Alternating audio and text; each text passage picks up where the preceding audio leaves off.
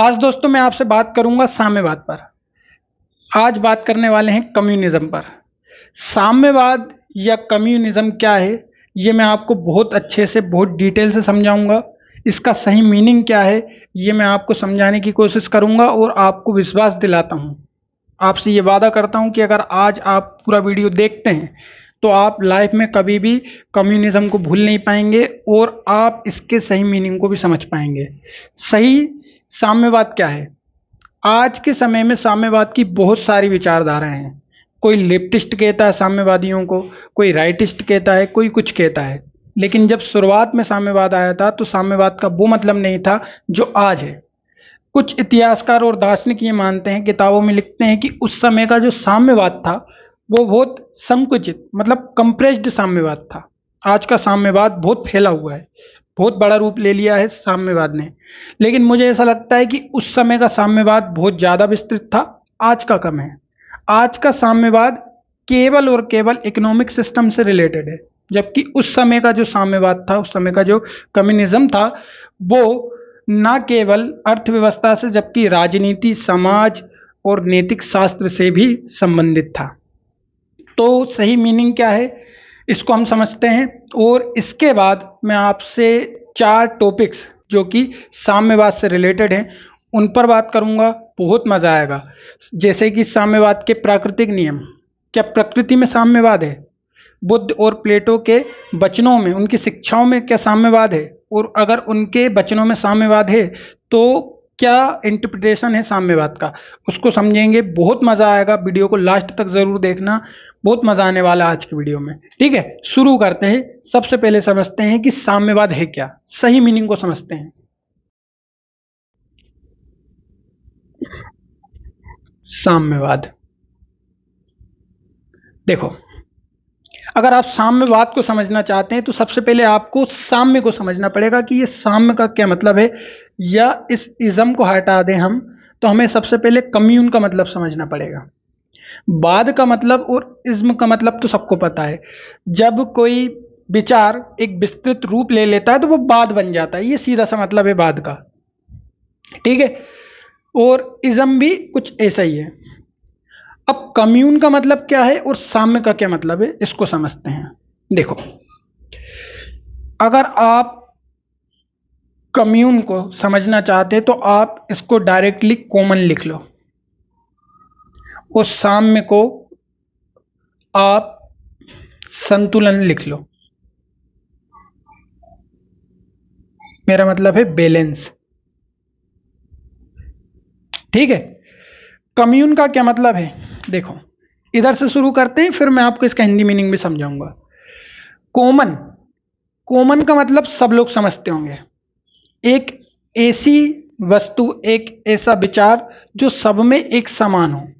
जैसे कि हाथ की बात कर लें हम, तो दुनिया में जितने भी इंसान हैं सबके हाथ होते हैं। किसी के कट गए हों या फिर जन्म से ना हो वो एक बात अलग है, वो अपवाद है, लेकिन सबके हाथ होते हैं। तो ये क्या है, कॉमन है। जो सबके पास है उसे कॉमन कहते हैं।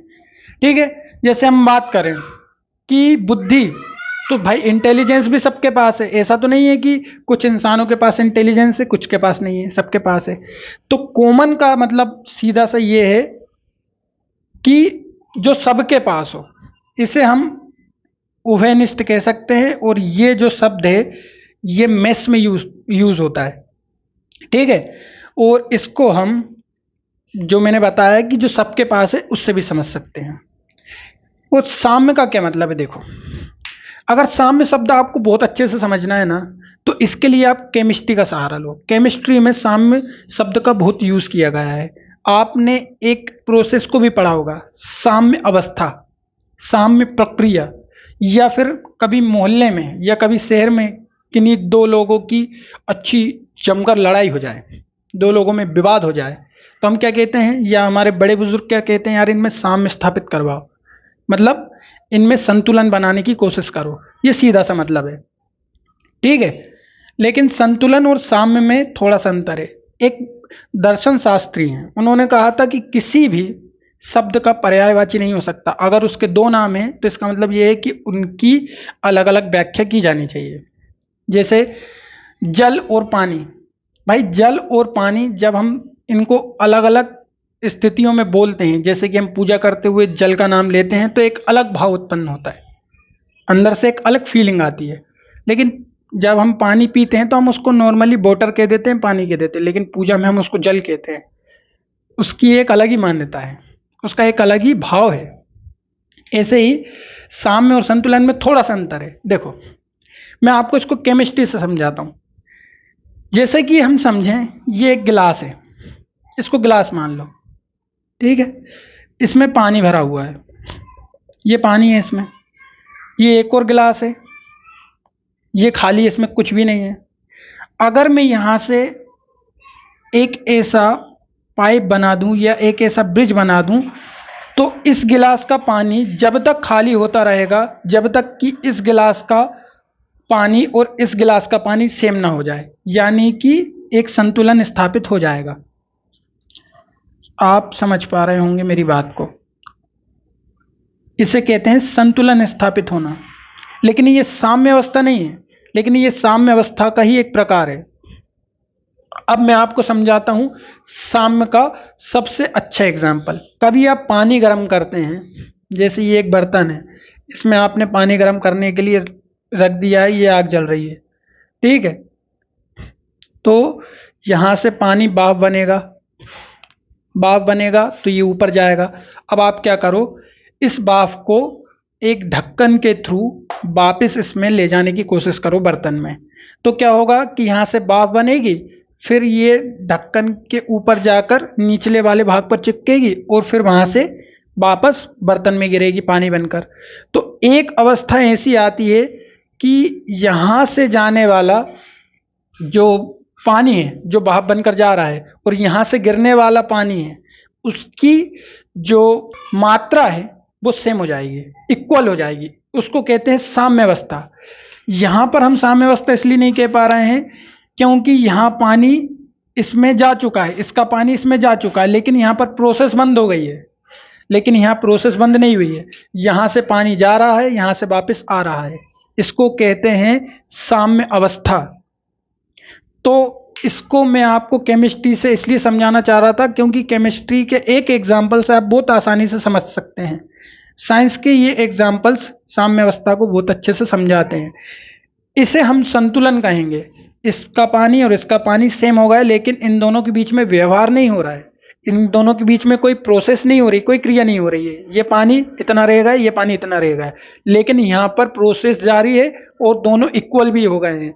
तो साम्यवाद यही कहता है कि सब में इक्वालिटी आए, सब में बराबरी आए, लेकिन उनके बीच में प्रोसेस होना बंद नहीं होना चाहिए, उनके बीच में क्रियाएं जारी रहना चाहिए। ये नहीं कि आपने पूंजीपति से पूरी उसकी पूंजी लेकर या आधी पूंजी लेकर जनता में बांट दी, दोनों इक्वल हो गए, लेकिन दोनों के बीच में अब कोई व्यवहार ही नहीं हो रहा है। तो ये साम्यवाद नहीं है, ये संतुलनवाद है। साम्यवाद को संतुलनवाद हम नहीं कह सकते, संतुलनवाद ये है, साम्यवाद ये है, ठीक है। तो ये है साम्यवाद का सही मीनिंग। तो साम्यवाद का क्या मतलब है? समानता हो लेकिन उनके बीच में क्रियाएं भी जारी रहें, उनके बीच में प्रोसेस भी रनिंग में रहे, तब हम कहेंगे कि साम्यवाद या साम्य अवस्था स्थापित हो गई है। ये साम्य अवस्था का सबसे बेस्ट मीनिंग है, सबसे अच्छा अर्थ है। अगर आप पहले के साम्यवादियों को पढ़ेंगे तो आप ऐसी ही कुछ व्याख्याएं पढ़ेंगे, उन्होंने ऐसे ही इसको एक्सप्रेस किया है। लेकिन आज के समय में साम्यवाद क्या है? केवल अर्थव्यवस्था से रिलेटेड है और वो एक लेफ्टिस्ट विचारधारा बनकर रह गया है। उस समय ऐसा नहीं था, ठीक है। ये साम्यवाद का मतलब है। और ये बिल्कुल कहना गलत होगा कि साम्यवाद केवल कार्ल मार्क्स के दर्शन में था, ऐसा नहीं है। कार्ल मार्क्स की दो बुक, एक मैनिफेस्टो है द कम्युनिस्ट मैनिफेस्टो, और एक 1837 से या 1867 के आसपास एक बुक लिखी गई थी, दास कैपिटल। उसमें उसके बहुत सारे सिद्धांत हैं, लेकिन वो वैज्ञानिक सिद्धांत हैं। इससे पहले रोजर, निस्से, साइमन और बहुत सारे दार्शनिकों ने साम्यवाद पर विचारधाराएं प्रस्तुत कर चुके थे। ऐसा नहीं है कि केवल कार्ल मार्क्स ने ऐसा किया। मैंने आपको बताया भगवान बुद्ध और प्लेटो के वचनों में भी साम्यवाद है। उसके बाद अगर हम कृष्ण जी की बात करेंगे तो उनके दर्शन में भी साम्यवाद की व्याख्याएं मिलती हैं, लेकिन चातुर्वर्ण्यम माया सिस्टम वाले श्लोक ने सब बिगाड़ दिया, साम्यवाद को खत्म कर दिया, क्योंकि 4 स्टेट्स में बट गए लोग। ठीक है, ये मैंने आपको साम्यवाद का मीनिंग समझाया। तो दोस्तों ये था साम्यवाद का सही मीनिंग। मैं इसकी एक छोटी सी डेफिनेशन लिख देता हूं। साम्यवाद क्या है? तो साम्यवाद है संतुलन की प्रक्रिया प्लस क्रिया भी होती रहे, क्रिया भी जारी रहे। ऐसा नहीं है कि भाई काम हो गया और फिर उसके बाद इनमें कोई प्रोसेस ही नहीं हो रही हो, कोई लेना ही देना नहीं है एक दूसरे से। बात करते हैं दोस्तों कम्युनिज्म के टाइप्स की, कि टाइप्स क्या क्या हैं कम्युनिज्म के। ठीक है, कम्युनिज्म किस किस फील्ड में है तो उसकी बात करते हैं। आपको कम्युनिज्म राजनीति में दिख जाएगा, पॉलिटिक्स में। ठीक है, आपको कम्युनिज्म अर्थशास्त्र में दिख जाएगा। उसके बाद आपको कम्युनिज्म समाजशास्त्र में दिख जाएगा, क्योंकि हम बैलेंस तो सब में स्थापित करना चाहते हैं, राजनीति में भी करना चाहते हैं, अर्थशास्त्र यानी कि इकोनॉमी में भी करना चाहते हैं, और हम सोशोलॉजी में भी यानी कि सोसाइटी में भी कम्युनिज्म को स्थापित करना चाहते हैं, और ये हमारा उद्देश्य होना चाहिए। ठीक है, आज का कम्युनिज्म केवल एक लेफ्टिस्ट विचारधारा बनकर रह गया है। मैंने आपको ये बात बार बार बोली है, क्योंकि किसी भी धर्म की बुराई कर दो, किसी भी धर्म को गलत बोल दो, बिना सोचे समझे कोई भी राय दे देना, तो ये कम्युनिज्म नहीं है। कम्युनिज्म ये है जो मैं आपको समझा रहा हूं। ठीक है, तो राजनीति में कम्युनिज्म कैसे है? भाई राजनीति में पद तो सबके अलग अलग होते हैं, छोटे पद भी होते हैं, बड़े पद भी होते हैं, और कई पद ऐसे भी होते हैं जो इक्वल होते हैं, जैसे आईएएस, आईपीएस और प्रधानमंत्री, मुख्यमंत्री, ये पोस्टें हैं। लेकिन इनमें कम्युनिज्म कैसे? तो यहां पर कम्युनिज्म का मतलब ये है राजनीति में कि कम्युनिज्म हो, कैसा कम्युनिज्म हो कि जनता को कभी ये महसूस ना हो पाए कि मुख्यमंत्री या प्रधानमंत्री एक दूसरे को बड़ा या छोटा समझते हैं। ये जनता को महसूस नहीं होने देना चाहिए। ये एक अच्छे राजा की पहचान है, ये दार्शनिकों का कहना है। उनका कहना है कि प्रधानमंत्री हो या मुख्यमंत्री हो, सबको ये समझना चाहिए कि वो मूल रूप से जनता के सेवक हैं। उन्हें अपने आप को राजा, महाराजा, चक्रवर्ती ये नहीं समझना है। उनको ये समझना है कि वो मुख्य रूप से जनता के सेवक हैं। और अगर वो ये नहीं समझते तो इसका मतलब ये है कि यहाँ साम्यवाद नहीं है राजनीति में। एक ऐसा संतुलन कि प्रधानमंत्री, मुख्यमंत्री सबको ये समझ में आए कि भाई सब बराबर हैं, सब इक्वल हैं, हम केवल जनता के सेवक हैं, जनता ने हमें अपने सेवा के लिए चुना है, हम पर अधिकार के लिए या फिर हमारे अधिकारों के हनन के लिए नहीं चुना है, आज़ादी छिन जाए इसलिए नहीं चुना है। किस लिए चुना है? ताकि प्रधानमंत्री, मुख्यमंत्री और जितनी भी पोस्ट हैं राजनीति से रिलेटेड, उन सबको ये समझ में आए कि हम जनता के सेवक हैं और हम सब एक हैं, इक्वल हैं, हम सब में एक साम्य है। ठीक है, तो यह है राजनीति का साम्यवाद। अर्थशास्त्र का साम्यवाद तो बहुत विस्तृत है, और अभी का जो साम्यवाद है वो केवल इकोनॉमी से रिलेटेड है। देखो क्या होता था मध्यकाल में, ये मध्यकाल में सबसे ज्यादा उभर कर आया है, इसलिए मैं मध्यकाल लिख रहा हूं। ठीक है, इससे पहले अगर हम प्राचीन में भी बात करें तो वहां पर भी है साम्यवाद। प्राचीन में, मध्यकाल में है और आधुनिक काल में भी है।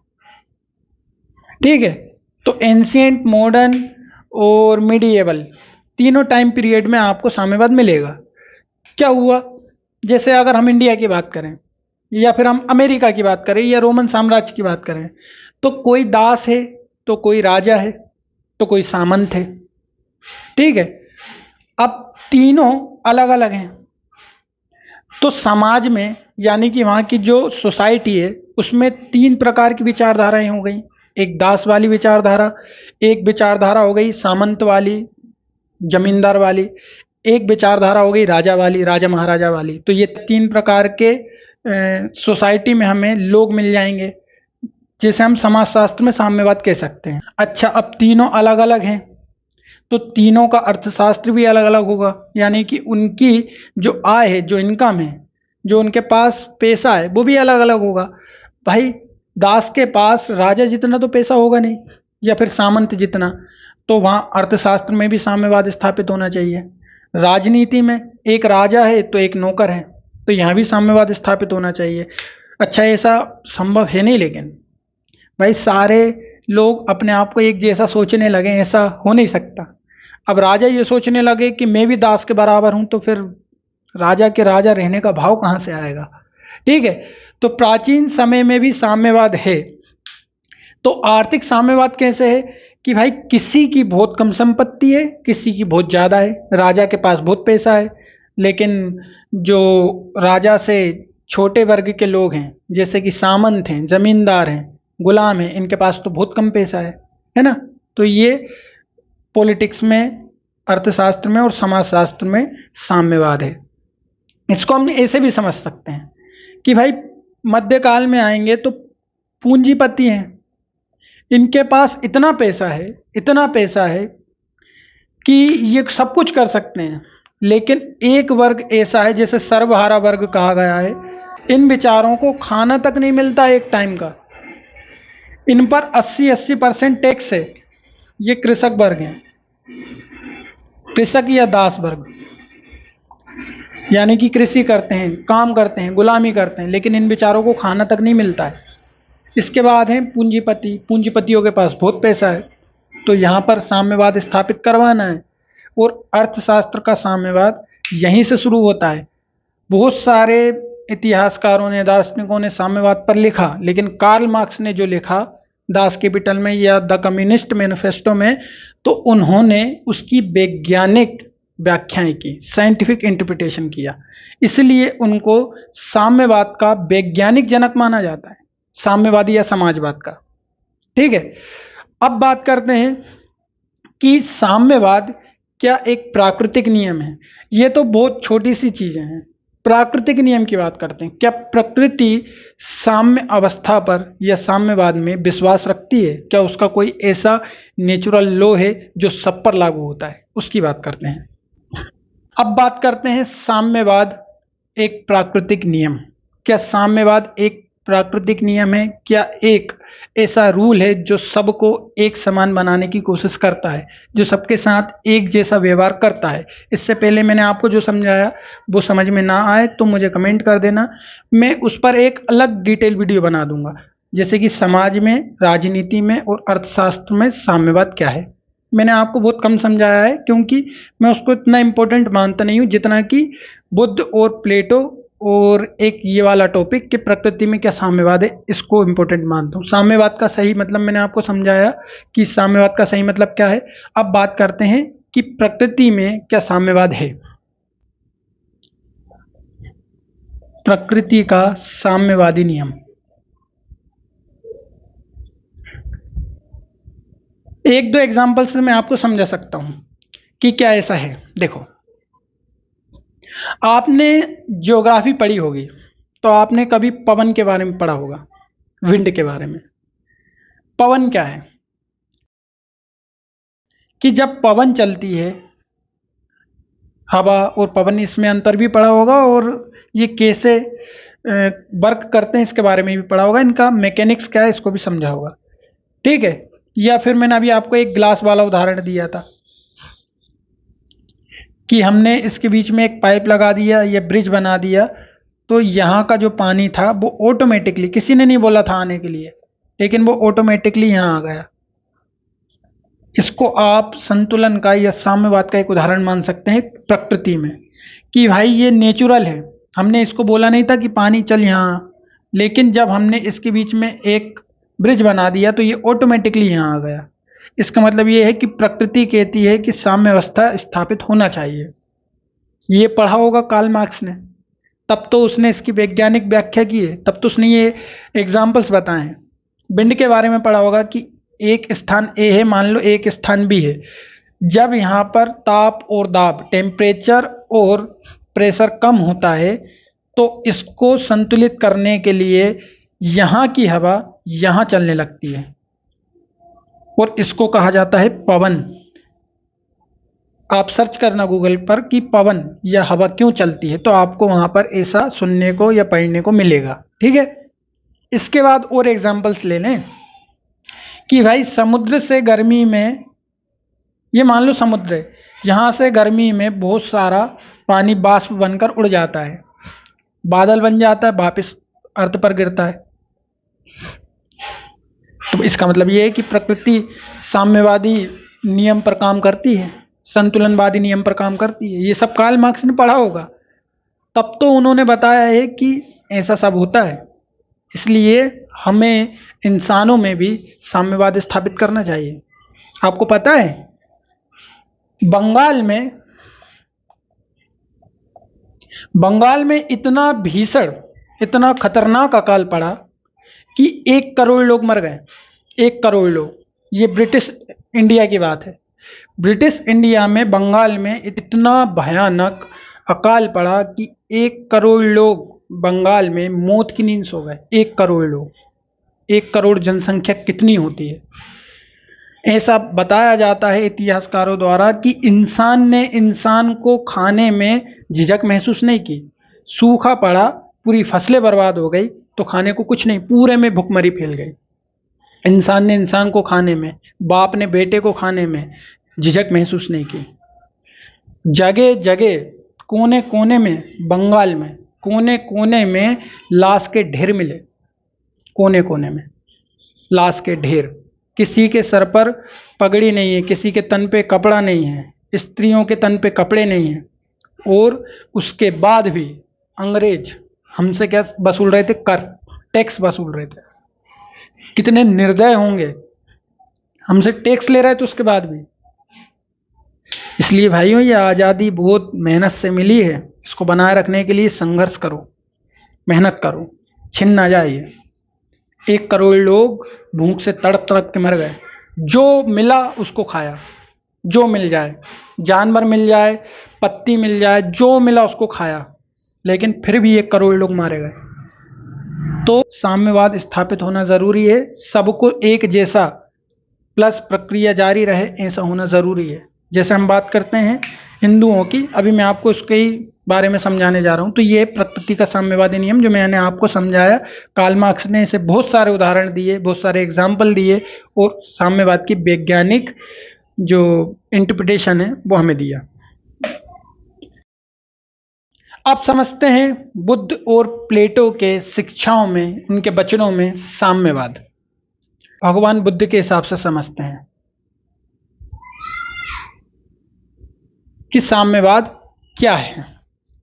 देखो, बुद्ध का जो साम्यवाद है वो सामाजिक साम्यवाद है, सोसाइटी से रिलेटेड है। उनका मानना था कि सबको समान होना चाहिए, क्योंकि प्रकृति ने सबको एक जैसा बनाया है। जब भारत में आर्यों का आक्रमण हुआ तो उसके बाद एक व्यवस्था बनी जिसे वर्ण व्यवस्था कहते हैं। वर्ण व्यवस्था आगे चलकर जाति व्यवस्था में बदल गई। वर्ण व्यवस्था ने क्या किया? सबको 4 भागों में डिवाइड कर दिया, ब्राह्मण, क्षत्रिय, वैश्य और शूद्र। भगवान बुद्ध जब जन्म लेते हैं, उसके बाद शिक्षाएं प्राप्त करते हैं, तपस्या करते हैं, और फिर उसके बाद बौद्ध संघ बनाते हैं, तो वो इस संघ में सबको शामिल होने की अनुमति देते हैं। जैसे कि वर्ण व्यवस्था में ब्राह्मण हैं तो ब्राह्मण वेद पढ़ सकते हैं, सब कुछ कर सकते हैं, लेकिन शूद्र वेद नहीं पढ़ सकते, सुन नहीं सकते। क्षत्रिय ब्राह्मणों जैसे शिक्षा प्राप्त कर सकते हैं, लेकिन ब्राह्मण नहीं बन सकते। तो ऐसा जो विभेद है, जो लोगों में ऐसी विचारधाराएं हैं, उसको भगवान बुद्ध ने समाप्त करने की कोशिश की। और भगवान बुद्ध ने सबको एक जैसा बताया, समानता का अधिकार स्थापित किया। इसलिए उनके विचारधारा में साम्यवाद के कुछ लक्षण तो दिखाई देते हैं। और उनका जो साम्यवाद है वो कैसा है? राजनीतिक ना होकर, अर्थशास्त्रीय ना होकर, सामाजिक साम्यवाद है, सोसाइटी वाला साम्यवाद। ठीक है, कि सब एक समान है, कोई छोटा बड़ा नहीं है। ऐसा नहीं है कि कोई कर्म से महान है, कोई जन्म से महान है, सब अच्छे हैं, सब बेस्ट लोग हैं। ठीक है, ये भगवान बुद्ध ने कहा। इसके बाद समझे हम प्लेटो का साम्यवाद।